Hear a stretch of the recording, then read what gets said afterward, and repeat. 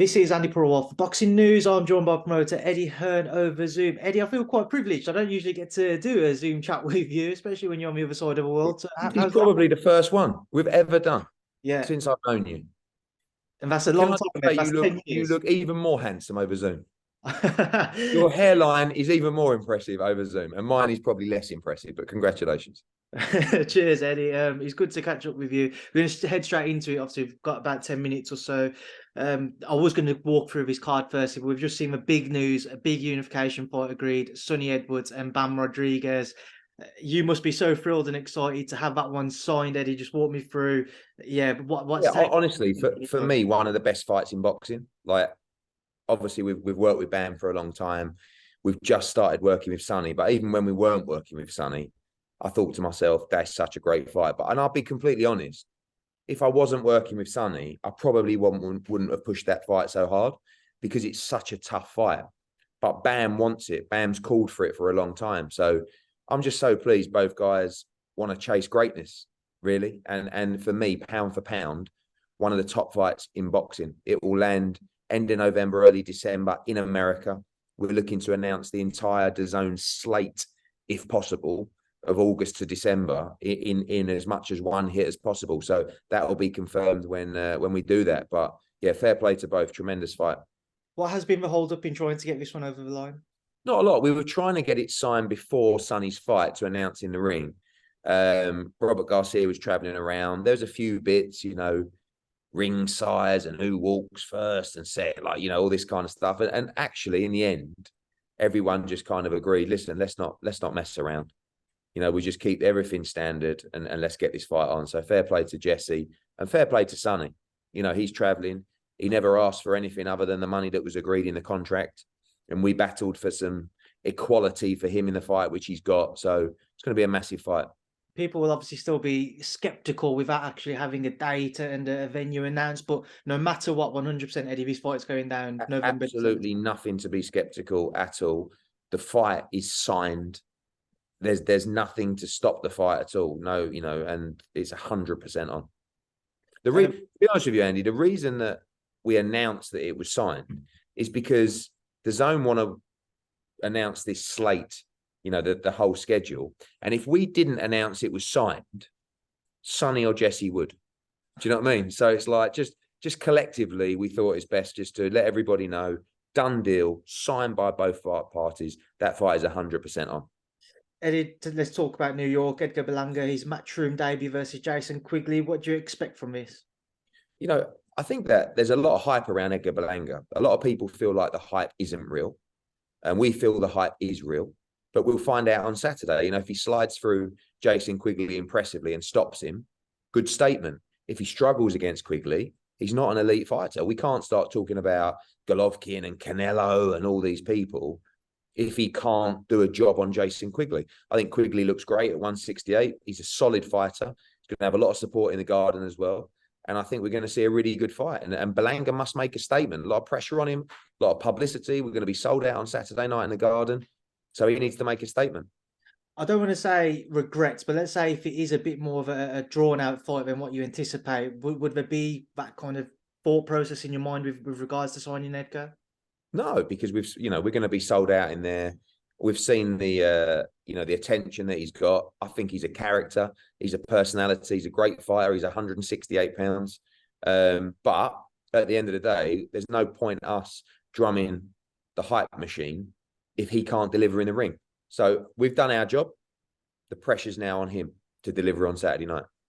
You mentioned Canelo. Obviously, Edgar's one of the names which was touted and floated about. Away from him, we've seen Charlo mentioned the Benavidez offer, Badou Jack most recently, where he's distanced himself. But what's the latest to your understanding with Canelo? His preference was to make the Dmitry Bivol fight. Kind of like the competitive stubbornness of both meant that we can't get that fight over the line. Bivol would like it at 168 to fight for undisputed. Canelo wants the same terms as last time because he wants to get the credit for the victory. So it's unlikely for September. We carry on with that. Bivol, I think, will fight Dan Azeez, hopefully, if we can get the deal over the line. And those negotiations are ongoing. And then we'll fight the winner of Smith against Beterbiev. And then after that, Canelo Alvarez could fight him at undisputed at 175. So there's a lot moving around. I do think Canelo Alvarez will fight Charlo at the moment. I think that's front runner. But we'll see how that progresses. Can the rematch clause be that prolonged? Let's say if you did have Bivol versus Azeez and then the undisputed with Beterbiev or Smith, whoever wins that fight, then Canelo still has a right in, say, a year and a half's time Yeah, to... terms still have to be agreed in essence. So, ultimately, if both guys don't like the terms for that fight, it doesn't have to happen. But Bivol still has fights with Matchroom, and that rematch clause will evaporate eventually. But obviously, at the same time, still the biggest fight for Dmitry Bivol out there. You mentioned Dan Azeez. Now, there were reports that emerged yesterday, since from what our understanding is, it's not true, but that he was touted and slated to face Joshua Buatsi on August 19th. You've said you're talking with him now, so I presume that what you've said yesterday, he's a free agent and that fight seems to be somewhat, not necessarily close, but on the cards. Yeah, I don't know. I saw a press release saying that he's fighting Joshua Buatsi. We spoke to Dan Azeez. He said he's not agreed to fight Joshua Buatsi, and obviously he'd much rather go straight into the Dmitry Bivol fight than have to fight for an eliminator for Dmitry Bivol. Frank Smith has been negotiating and speaking with Dan Azeez. I like to give British fighters an opportunity, and when you look at them, it's Anthony Yard and it's Dan Azeez. Dan Azeez appears to be a free agent. It's a massive opportunity for him and huge money to fight for the world title. I like Yard against Buatsi. Obviously, we'd have to go through some other loopholes to make that with George Warren and different broadcasters and stuff like that. So it's up to Dan Azeez, really. If he wants to fight for the world title straight off the bat, which would probably make sense instead of going for an eliminator, then, but it's got to work for him. And then Frank Smith will continue negotiations with Dan Azeez. Dmitry Bivol, for many people, was fighter of the year last year. Obviously, had that tremendous victory against Canelo, then goes and beat Zerdo Ramirez in just as emphatic fashion. Going into this year, he hasn't been active. He hasn't been able to build that momentum. Do you yourself feel like maybe you haven't been able to deliver that fight for him? Yeah, part of that's been through injury. He wasn't ready to fight earlier this year, but he's ready to fight now. So, yeah, he wants legacy. He's not really that interested in treading water fights, and that's probably the danger. You saw that when he boxed Craig Richards. Craig Richards lost the fight 115, 113, and if he'd won a couple more rounds, it would have been interesting. And that's the danger of a Dan Azeez fight or an Anthony Yard fight. Bivol seems to be motivated by legacy and wants that undisputed fight. I truly believe Callum Smith is going to beat Beterbiev, and if he does, that fight is so easy to make for Matchroom, and that would be fantastic as well. But in the meantime, as you said, it's been, 7 months since Dmitry Bivol boxed, so he needs to get a fight scheduled in. Moving down to, what was welterweight, might be middleweight for the fight, Eubank Jr-Benn. Where do things currently stand here? Both sides want the fight. I mean, there's a lot happening with the UCAD situation. I'm very confident that fight can land in the UK in September, but we will await news over the next probably 2 weeks to find out if that is possible. If that is possible, it'll be fantastic for everybody. It'll be fantastic for the sport that's resolved. If not, we will look at other areas to stage that fight. But at the same time, our preference absolutely is to finalise the position with UCAD and the board and try and make that massive fight in a stadium in September. I've seen the comments that you've got September 23rd locked in Abu Dhabi. Eddie, let's say if this situation with the board is not resolved by the time that you feel that you need to get a fight announced for Conor, do you then just go and think, right, we're going to put it on out in Abu Dhabi? Not if he's not if there's a conclusion to the hearing and there's a ban or anything like that. I don't think that's a good look at all. But obviously, without going into too much, we're very confident that will be resolved before then, and we're very confident that fight will land in the UK. The light is definitely at the end of the tunnel. There's going to be a lot of things coming out that people are going to be very surprised about, and I don't want to run my big mouth too much, but if it plays out in the way that I believe it will, I'm very confident you'll see Eubank Ben in September in a big stadium in the UK. Once all of this is resolved with the board, Eddie, will then all the information everybody's been after be released to the public? If they want, if the board allow that, if UCAD allow it, it's confidential, but he's not going to get cleared unless he's innocent. In UCAD's eyes, he's been reinstated in the rankings with the WBC. So at what point then do people have to say fair enough? But we want that to be shared. because even when he's cleared by everybody, people will still have their opinions. So from Conor Benn's point of view, he hasn't boxed now for a year and a half. It's been a year since the test. You know, at some point, we want to know our position in terms of when he can fight. And we're as frustrated as maybe some of the fans, because it's taking a long time, but I believe we're nearly there. Move down to super lightweight, Eddie. Devin Haney, I know he's lightweight, but looking to move up. What's the latest with him? Obviously, we saw an underwhelming performance from Regis Prograis this past weekend.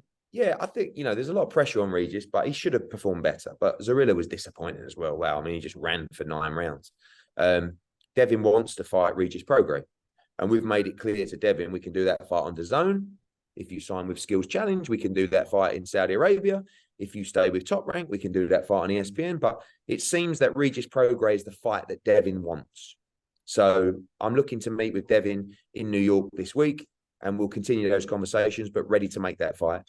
Obviously, Jack Catterall is banging the drum from a UK perspective. Sam Jones is driving me crazy, and you know, for us, we would like to deliver that for Sam. So and for Jack. So that's really the 2 fights that looks like are next for Regis. Is there an offer on the table for Haney Prograis? Not yet, no. Just away from that one, move up to heavyweight. What is the latest with August 12th, Eddie? So we are just prior to the Zoom. A couple of fighters have come back regarding their negotiations for Anthony Joshua on August the 12th. We want to make that date and that fight happen. I don't think Saudi Arabia want us to fight on August 12th, but I think we want to, we need to. Derek James wants AJ too as well. So I'm pretty confident that by the weekend or by early next week, we can get August 12th card up and running. O2 Arena, Anthony Joshua. But we'll see what happens over the next few days. I've seen you've dismissed Dillian White for that date now. You've said Gerald Miller, you've diminished any chances of that for this date, maybe down the line. But I saw Otto Barlin mentioned. Is he one of the names that's come back to you? He's definitely in the hat. I mean, from a preparation point of view for Deontay Wilder, it doesn't really make sense to go and fight a southpaw when you've been working on so much with Derek James. You know, you're gearing up for an orthodox fighter, but it's a decent fight. So he's definitely someone that we always consider for those big fights, and we'll see if we move forward with him. Can you give me anything as to who those potential names are for AJ? No. British or American based? Because the problem is, I'll tell you, and then someone else goes and signs them, blocks them from doing the fight, doubles their money, and it's all a mess. So no, sorry, mate. British or American based? There's no Brits. Okay. But there are some American fighters and some international fighters as well. There's a list of 4 or 5. And then just final thing, you mentioned Saudi. Where do things currently stand on that one as well, Eddie? Looking to stage meetings in London next week to finalise the deal. We believe in Prince Khalid and the Skills Challenge in terms of their desire to make the fight. It's always slow. But next week, there's meetings taking place in London to close the deal for Joshua Wilder. Seeing Usyk sign with Skills Challenge, does that give you more confidence that obviously one of the big names is going to do it, that they are? Yeah, look, I think from Usyk's in, right, obviously. Wilder has never made that kind of money. He's in.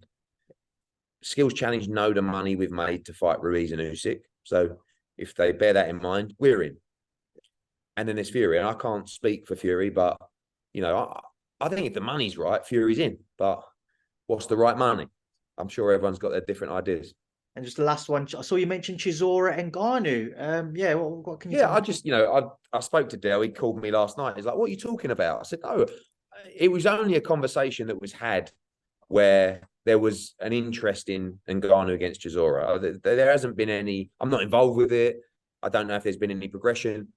Ngannou has his own ideas about his value in a fight, and I don't know if that is achievable. So I'm not sure you're going to see Chisora against Ngannou, but I know there was at least rumblings of it a while ago. All right, Eddie, it's a pleasure as always. Enjoy the rest of your time in New York. Anything you'd like to leave on? No, just tune into DAZN, and don't forget next week we're in Sheffield. Dalton Smith against Sam Maxwell. Great fight, and we'll see you there. Will do, Eddie. See you later. Cheers, mate. See you, Andy.